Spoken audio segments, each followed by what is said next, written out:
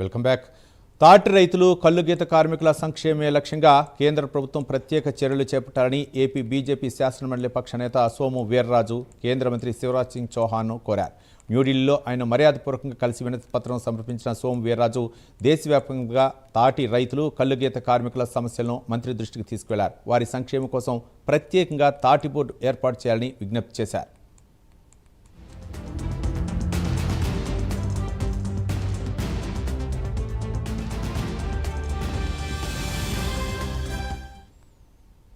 అంతేకాకుండా తాటి బెల్లం, తాటి కలకండ, నేర వంటి తాటి ఉత్పత్తులకు జాతీయ, అంతర్జాతీయ స్థాయిలో మార్కెట్ అవకాశాలు కల్పించాలని, సమర్థవంతమైన మార్కెటింగ్ వ్యవస్థను రూపొందించాలని కోరారు. తాటి ఆధారిత పరిశ్రమలో ప్రోత్సహించడం ద్వారా గ్రామీణ ప్రాంతాల్లో ఉపాధి అవకాశాలు పెంచి రైతులు, గీత కార్మికులకు స్థిరమైన ఆదాయం అందేలా చర్యలు తీసుకోవాలని విజ్ఞప్తి చేశారు.